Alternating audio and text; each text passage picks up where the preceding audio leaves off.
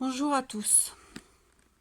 Je fais cette vidéo aujourd'hui car je viens d'envoyer une lettre à Monsieur le Président concernant l'instruction en famille. Donc Monsieur le Président, cette vidéo s'adresse à vous. Monsieur Blanquer, cette vidéo s'adresse à vous.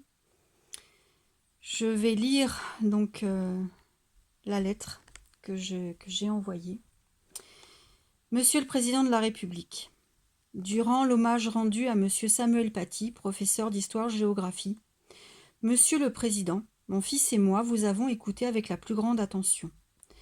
Vous avez prononcé à plusieurs reprises les mots « liberté » et « libre ». Ces mots sont particulièrement chers à notre cœur, à nous, familles pratiquant l'instruction en famille.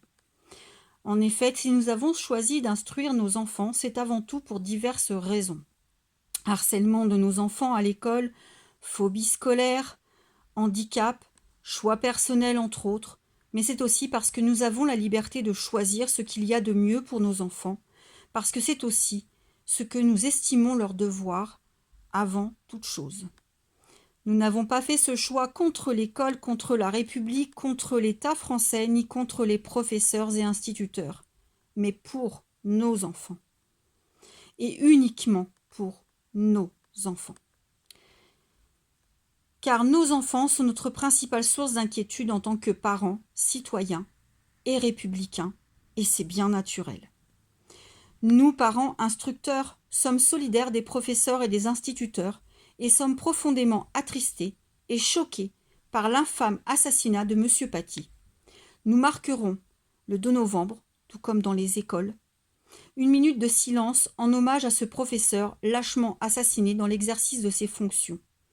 Nous savons combien il peut être difficile d'enseigner à nos propres enfants, et donc a fortiori à une vingtaine, à une trentaine d'enfants, des élèves, en classe. Ce même jour, tout comme beaucoup d'autres familles pratiquant l'instruction en famille, j'aborderai à nouveau avec mon fils les fondements même de notre pays. La liberté d'expression, la laïcité, la République, la démocratie, la République démocratique, la liberté, l'égalité et la fraternité. Nous en avons déjà bien entendu parler au fil des années précédentes et suite à l'assassinat de M. Paty, mais nous suivons l'actualité et abordons régulièrement des sujets de ce type en plus des cours. Et nous pensons qu'en tant que futurs citoyens à part entière de notre pays, il est important que nos enfants soient instruits dans ces valeurs. Vous avez, lors de votre allocution du 2 octobre, affirmé votre intention d'interdire l'instruction en famille. Responsable, d'après vos dires, de séparatisme et d'islamisation radicale en France. Dans un premier temps, je vous serai gré d'avoir l'obligeance de nous fournir à nous, familles et parents instructeurs, la preuve, par des études et des chiffres, de ce que vous avez avancé. Dans un second temps, si tel n'est pas le cas, nous vous demandons de nous présenter des excuses officielles et publiques. Car nous le savons bien, vous et nous, vous n'avez pas la possibilité de montrer ces chiffres et ces études. En effet, quelques années en arrière, nous étions déjà soupçonnés de sectarisme, mais la Miviludes n'a jamais pu prouver la corrélation entre instruction en famille et secte. Rien d'étonnant à cela, car il n'y a aucun lien entre instruction en famille et secte, tout comme il n'y en a aucun entre instruction en famille et séparatisme, ni instruction en famille et islamisme.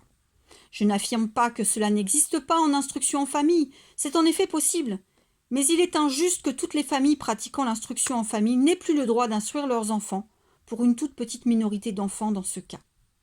Et encore, je doute fort que ces familles respectent la loi et déclarent leurs enfants officiellement instruits en famille comme la loi l'exige. De plus, vous me l'accorderez, jusqu'à présent, les actes de terrorisme commis sur notre sol n'ont jamais été commis par des personnes issues de l'instruction en famille. Non, vous le savez également, ces personnes étaient issues de l'école de la République, comme c'est une fois encore le cas dans le cadre de l'assassinat de M. Paty.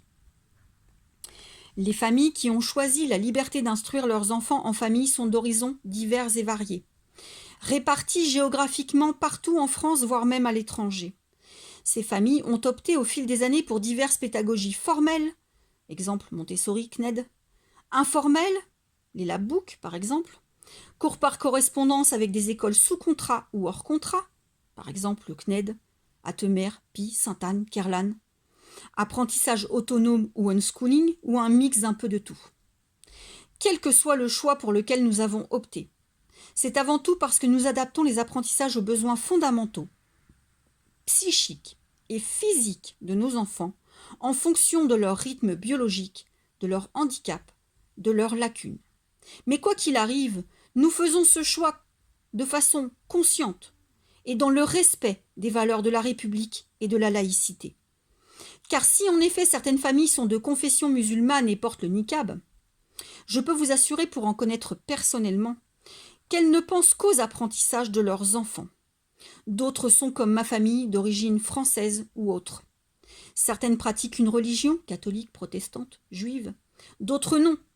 C'est ici aussi des choix avant tout personnels, libres et éclairés, mais somme toute légaux. Mon fils et moi, ainsi que beaucoup de familles pratiquant l'instruction en famille, avons été profondément choqués par vos propos, ainsi que par ceux de votre gouvernement. Monsieur Blanquer en tête. Monsieur Blanquer qui, auparavant, nous avait déjà qualifié le 8 septembre lors de son audition de grande pauvreté, responsable de l'aggravation des inégalités. Beaucoup d'enfants instruits en famille ne comprennent pas le pourquoi de ces accusations, ni pourquoi vous dites d'eux qu'ils sont accueillis par des femmes voilées qui ne leur apprennent que des prières au fond d'une cave. Non, rien n'est plus faux. Nos enfants sont épanouis. Ils sortent, rencontrent beaucoup d'autres enfants en IEF ou scolarisés et des adultes. Ils sont sociables et vont facilement vers les enfants de leur âge, plus jeunes, plus âgés, vers les adultes afin de jouer ou d'avoir de longues discussions sur bon nombre de sujets, divers et variés. Ils sont capables de discuter de sujets pointus, de philosophie, de politique par exemple, ce dès le plus jeune âge. Si j'ai opté pour l'instruction en famille avec mon époux, c'était en premier lieu pour notre fille. Elle était harcelée au collège, ce depuis la primaire. Elle a ensuite découvert qu'elle était atteinte d'une double scoliose idiopathique à 60 degrés, pour laquelle elle a dû être opérée. Nous avons choisi ensuite d'instruire notre fils car nous avons découvert qu'il était multidys avec des troubles de l'attention et psychomoteurs. Il était alors mis à l'écart par l'équipe éducative et les autres élèves qui se moquaient de lui, car il avait un retard important de langage. Vous voyez, Monsieur le Président, rien à voir avec le séparatisme, l'islamisme, le sectarisme ou une radicalisation quelconque. Non, si nous avons fait ce choix, c'est avant tout pour eux, pour nos enfants qui étaient en souffrance à l'école. Ma fille aujourd'hui est âgée de 22 ans. Elle est mariée et a fait le choix, après de longues années à se reconstruire psychologiquement et physiquement, de reprendre le chemin de l'instruction en intégrant une université pour faire une capacité en droit. Elle souhaite devenir juriste. Il y a quelques mois, elle m'a dit une phrase qui m'a fait très mal. « Maman, merci, si tu ne m'avais pas déscolarisée et instruite en famille, je serais aujourd'hui sûrement morte. J'aurais mis fin à mes jours car je n'en pouvais plus à l'époque et je n'avais plus envie de vivre. » Vous n'êtes pas sans savoir que les suicides d'adolescents sont de plus en plus nombreux, dus à du harcèlement d'autres élèves, voire même de professeurs. Car s'il y a des professeurs et des instituteurs bienveillants, il y en a aussi qui ne le sont pas. Dans le cas de ma fille, l'équipe éducative n'a jamais rien fait pour l'aider. Ils voulaient sans doute appliquer le principe du « pas de vague ». Je ne leur en veux pas, ma fille non plus. Nous sommes désormais passés à autre chose. Mais le chemin de ma fille a été long et douloureux pour reconstruire sa vie, à peine commencée. Mon fils, lui, n'a encore que 14 ans. Il ne sait pas encore tout à fait ce qu'il souhaite faire, mais envisage d'intégrer l'armée de terre française en tant qu'engagé volontaire. Rien n'est impossible pour eux. Ils sont intelligents et durant leurs années en instruction en famille, ce qui est encore le cas pour mon fils, ils ont été instruits.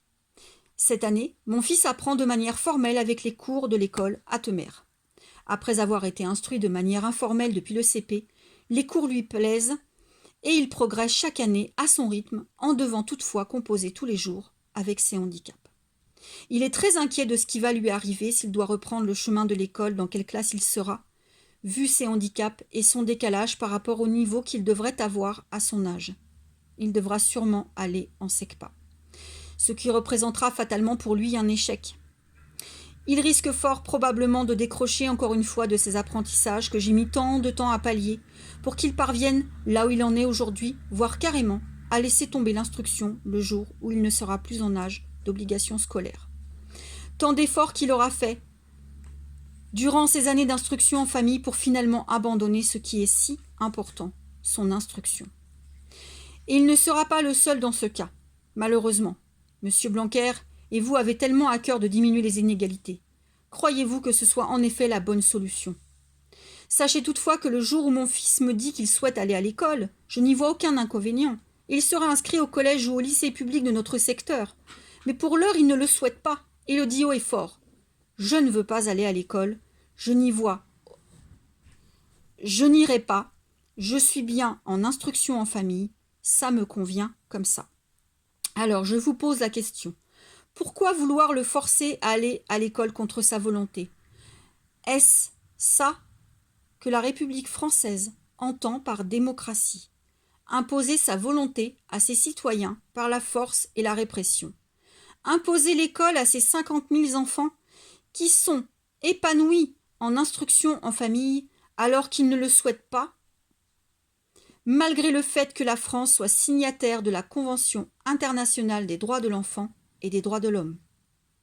Qu'en conséquence, la France se doit d'être à l'écoute de ses citoyens et des enfants. Nous avons à cœur de respecter les lois et déclarons chaque année à la mairie et à l'académie que nous avons fait le choix de l'instruction en famille pour nos enfants.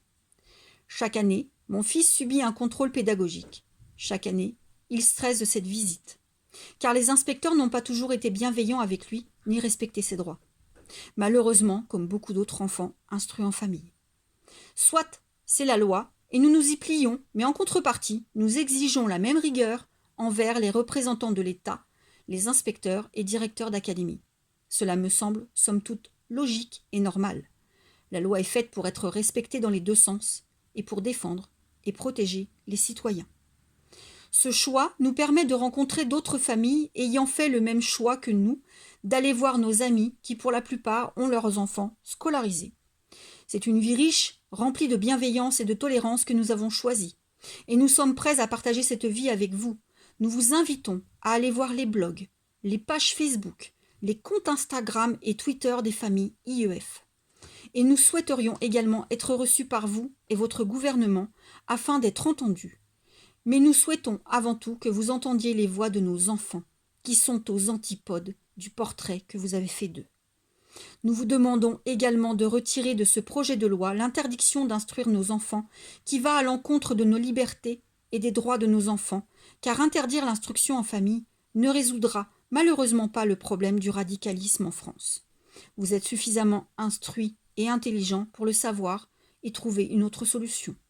Je vous remercie de prendre en compte ma requête et vous prie d'agréer, Monsieur le Président de la République, l'expression de ma très haute considération. Voilà.